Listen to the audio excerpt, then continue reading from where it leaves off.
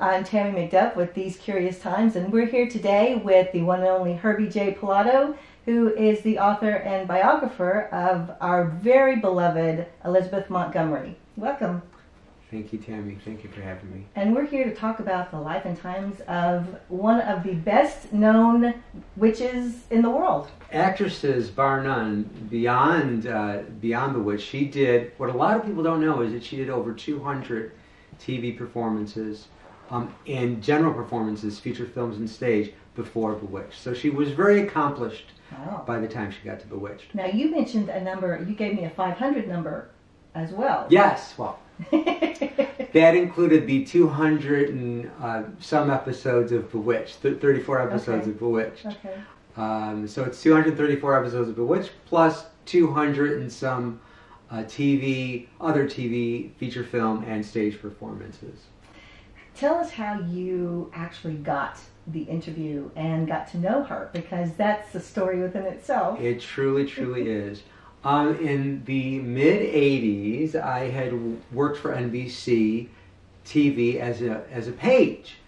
And so there was a movie that NBC was doing called I Dream of Jeannie 15 years later, which was a reunion movie of Jeannie, which was kind of like a takeoff of Bewitched. You know, beautiful blonde magic woman, you know, in love with dark-haired mortal guy. And we all had to do the arm thing and the blink and... That's right. Which was really instigated by the twitch from Elizabeth. So anyway, so I was working the publicity for that film, and I thought, you know, if they ever need to do a reunion movie about a blonde woman, magic woman in love with a dark-haired, you know, male, it should be Bewitched. So I wrote a reunion movie, got it to Bill Asher, who was married to Elizabeth, and he was also the producer-director of Bewitched. And he had directed I Dream of Jeannie 15 years later, which I could not believe. I thought, oh my God, traitor! And when I finally met him and talked with him about that, he said, well, you should have heard Liz. So I wrote this reunion, got it to Bill Asher. He loved it, but Elizabeth did not want to do a Bewitched reunion. However, she was going to do a cameo of a new Bewitched series that he was working on that Bill Asher was going to hire me for. It was going to be done in the UK, and they lost the financing for it, and I still had all this Bewitched energy. Obviously, I still have it. And so I said, Bill, what if we did a book about the original show? How would that work? He goes, yeah. I go, do you think Elizabeth would? Yes, I think she'd do that. So he talked with her, and then a couple days later, he gave me her phone number. Elizabeth Montgomery's phone number. So I called it for 6 months, and she just did not get back to me. I didn't know what the issue was. So finally, when I finally did meet her, I said, Elizabeth, why did it take you so long to get back? She goes, well, you had on your answering machine, when I called each time, there was, and please leave a message at the twitch. And she freaked out, she hung up. I'm like, oh, that is hilarious. So when she finally did call that first time, I'd gone downstairs to do my laundry. I was living in Santa Monica in this little studio apartment. I went downstairs to do my laundry. I came back and there was a message from Elizabeth Montgomery on my voicemail in the days of machines. And you still have that? I still have that. And it's online somewhere. And she said, hi, this is Lizzie Montgomery. Lizzie. And so I called her back to go, hi, Miss Montgomery, it's Herbie J. Pilato. I'm sorry, I missed your call. I was doing my laundry. And she said, as you should. And we became friends from that. It was like, you know, when you study somebody for as long as I did, a celebrity like that, or any research person or whatever that you're doing a paper on, a book on, a documentary on, whatever, you come to know them. So I had the advantage of really knowing her before she met me, obviously, but Bill Asher is the one who paved the way for it. And really, every good thing that happened with my books and my career in general is a testament to Bill Asher's kindness and Elizabeth, Mm-hmm. you know. Now you had mentioned that you didn't want to be the typical fan, Yeah. so you made sure not to do some things with her. Yeah, I did. I didn't want to ask her for an autograph. I definitely did not want to ask her to twitch her nose, because I had learned that she had become a little, annoyed with that. And I never asked for a photo. Today it's a different world. I mean, Yes. selfies with celebrities all the time, that's a cool thing. And she probably would have done it today. But I didn't want to invade that space. I wanted to kind of equalize myself with her, because I had so much respect for her, not only just as an actress, but as a person. And she knew that, and she sensed that. She said to me that Bill Asher had mentioned, you really need to talk to Herbie. What an endorsement. Yeah. Wow. Really, I mean, he's really concerned with this entity known as Bewitched. Mm-hmm. And when she said, he never tells me that I've done anybody. So that was big. Mm-hmm. That was big.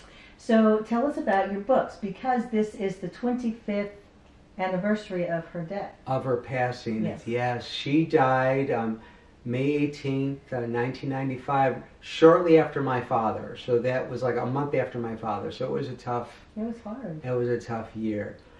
Yeah, she died of colon cancer way too young at 63. And, thank goodness that we still have, so much of Bewitched and so much of her product, that she's done so many of her movies. But it was heartbreaking to die, for someone to die that young. Mm-hmm. She had a lot of life in her. And she worked. She kept on working. It's not like, she was stereotyped as Bewitched and she never worked again. Mm-hmm. She ended up becoming the queen of TV movies. She also made some groundbreaking congressional advances as well. Yes, with A Case of Rape, which was her TV movie from 1974, which was the first issue-oriented TV movie. That movie helped to change the law of rape. Do you know the specifics of that? I don't, but I know it was a good thing. Mm-hmm. That criminals could not get away in any way, shape, or form with that horrible crime. Well, I'm sorry. These Curious Times really loves to know about all of the hocus pocus, for lack of a better word, that actually did go on set. And she had a very special visitor on set, too. Yes, she did. Sybil Leek, who was, the real-life witch of the era, visited the set several times. World famous. World famous. Mm-hmm. And she pretty much said, oh, darling, you're doing everything just right. And, it's kind of interesting about that, because, Elizabeth, made you believe in witches because she made witches so believable. And personable. Mm-hmm.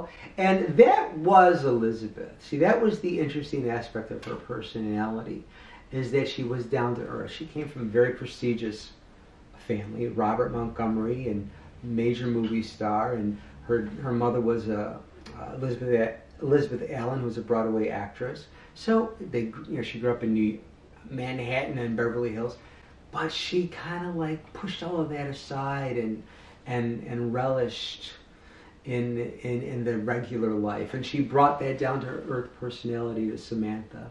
Now, were there any unusual occurrences that happened on set and or with the cast members? Oh, yes. Oh, absolutely. Marianne Lorne, who played Aunt Clara, the bumbling Aunt Clara on that show, and who Elizabeth loved.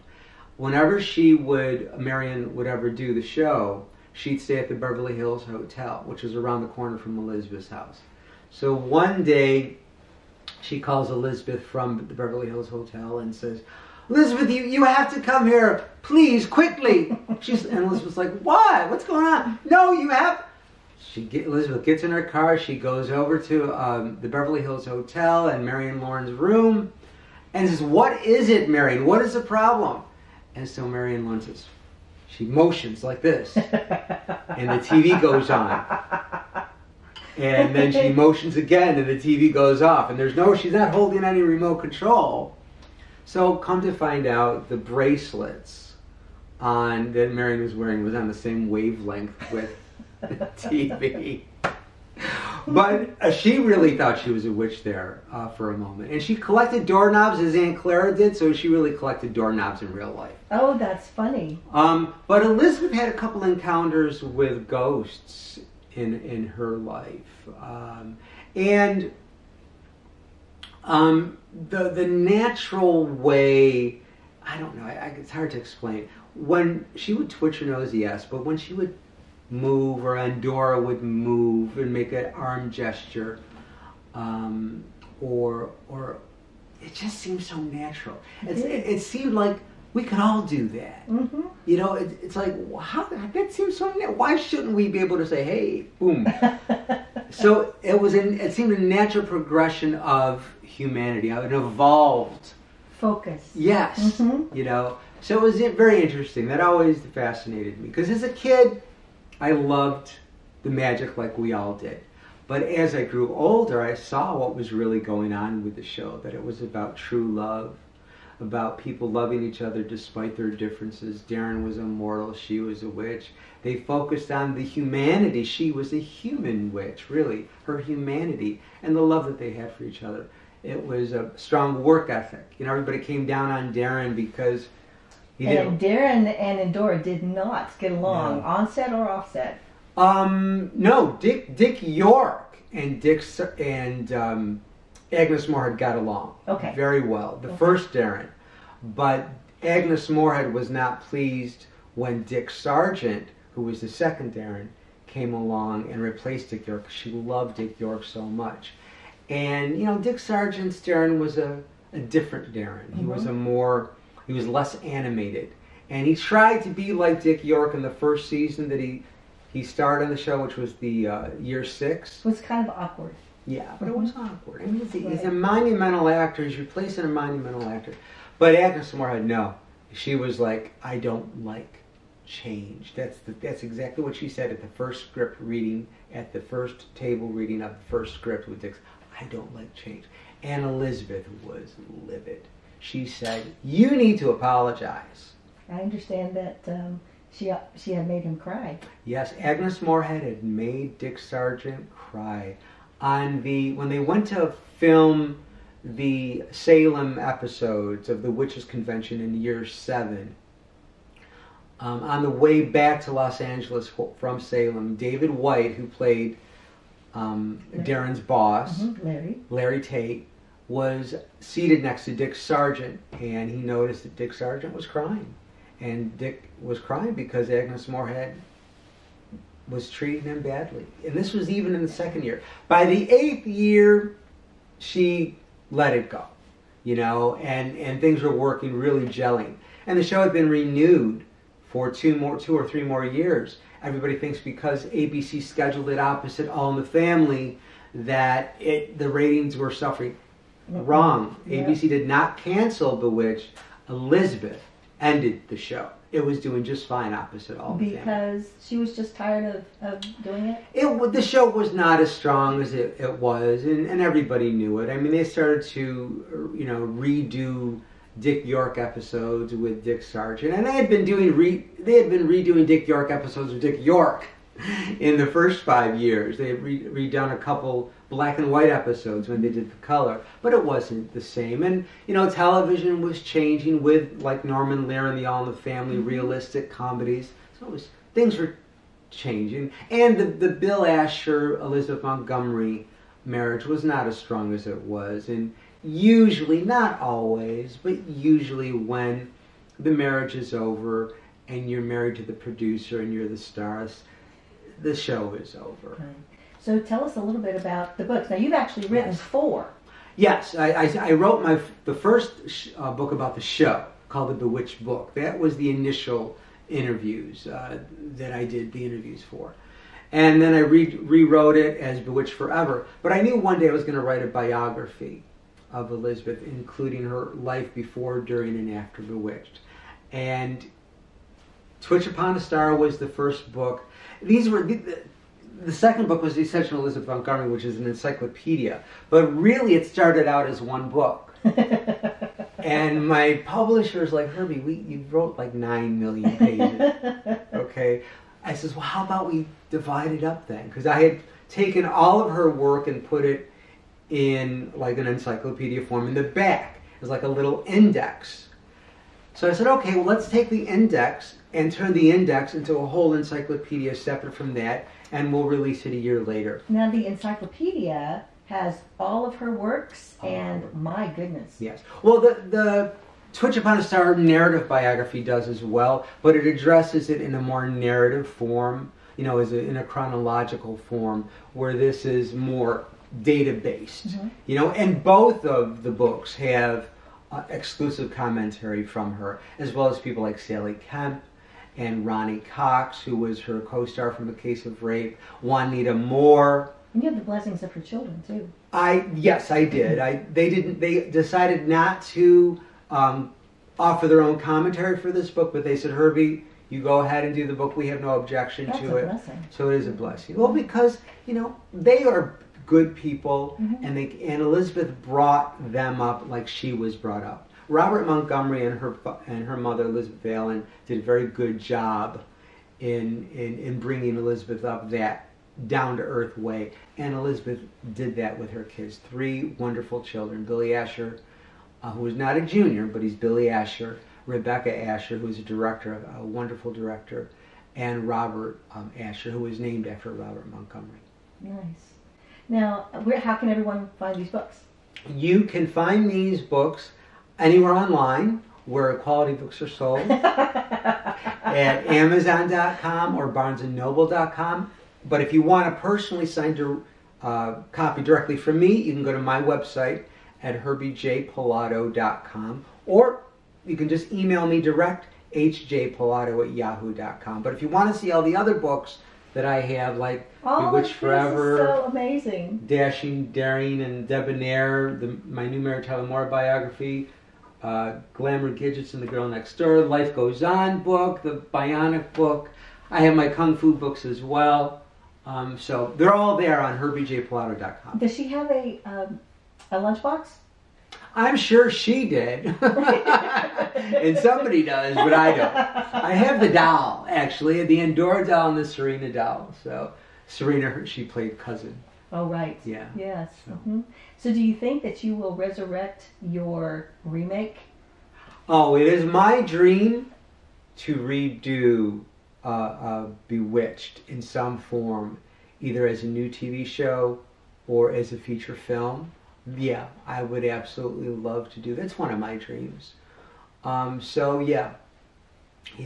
Nice. That's something I'd love to do. You know, I'm so grateful for the career that I have with, you know, various TV show appearances and whatnot. I certainly had I still do have my TV show then again with Herbie J. Pilato, but I've done documentaries and all kinds of things, and it's all because of Elizabeth Montgomery and Bill Asher. So she's the foundation of your career. No doubt about it. Oh. You know, no doubt about it. And she did so much charity work, and she was such a good person. She was a complicated person, but she was a good person. She did so much for those who are disabled. She did so much for minority groups of all kinds. She was one of the first supporters of those. And she was also a co-grand marshal. Yes, she was a co-grand marshal at the Gay Pride Parade 1994 with Dick Sargent, who she did not really get together with again until I introduced them. Just like I introduced her to David White. It was an amazing thing. I was the main reason that they got together. That she reunited with her Bewitched stars. Are any of the actors other than Tabitha still with us? There's a lot of supporting actors like Bernie Capel, mm-hmm. who played on The Love Boat later. He was the apothecary on Bewitched, and he also did a couple guest appearances as clients and things. But pretty much Tabitha, Aaron and Diane Murphy, who were twins who played Tabitha, and David and Greg Lawrence, who played Adam, those are pretty much the only living main stars of the show. Have you ever thought of having them on your Then Again? We did live events with the Adam Twins. Probably at some point we'll do a Bewitched show, but I still want to show up people that I do other things besides Bewitched. Besides Elizabeth. Well, thank you so much for this. This has been wonderful, and we make sure you go to Herbie J Pilato and look up these wonderful books and get them to sign up because they are collector's items. We'll see you soon. Bye.